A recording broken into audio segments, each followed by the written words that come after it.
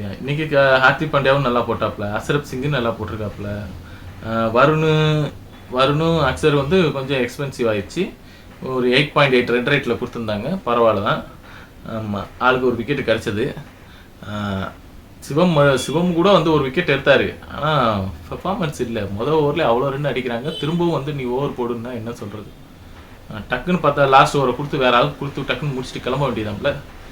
ஏன் நீங்கள் சிவமுக்கு தான் கொடுக்கணும், ஆர்ஆர் பவுலர் அவருக்கு தான் கொடுக்கணும், இன்னொரு பவுலர் கூட ரெடி பண்ணுங்கள். அக்சர் அபிஷேக் சர்மா கூட நீங்கள் ட்ரை பண்ணலாம்ல இன்னொரு பவுலரு. அதெல்லாம் என்ன பிளான் என்ன ஸ்ட்ராட்டஜியில் இருக்காங்கன்னு தெரியல.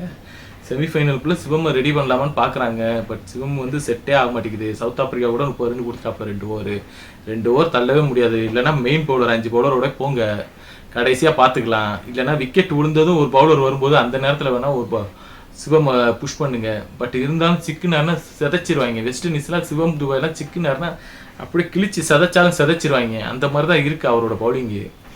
ஏன்னா டக்குன்னு ஒரு ஓவர் கிடைச்சா டப்புன்னு போயிடுறாங்க மேலே வெஸ்ட் இண்டீஸு. ஸோ அதனால் வந்து வெஸ்ட் இண்டீஸோடு ஆடும்போது பார்த்து ஆடணும்.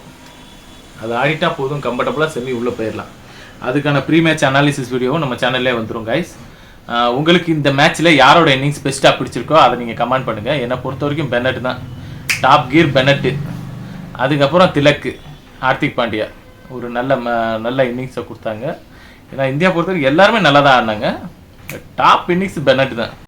வீடியோ பிடிச்சிருந்தா லைக் அண்ட் சப்ஸ்கிரைப் மறக்காமல் பண்ணிக்கோங்க friends. Daily morning 7 o'clock cricket live இருக்குது ஃப்ரெண்ட்ஸ். நீங்கள் கம்பல்சரி ஜாயின் பண்ணுங்கள். சூப்பராக இருக்கும், ரொம்ப ஃபன்னாகவும் இருக்கும். அதோட லைவ் வீடியோவும் இப்போ லைவ்லேயே இருக்கும். நீங்கள் பாருங்கள் டெய்லி எப்படி நடக்குதுன்னு. லைக் அண்ட் சப்ஸ்கிரைப் மறக்காமல் பண்ணிடுங்க ஃப்ரெண்ட்ஸ்.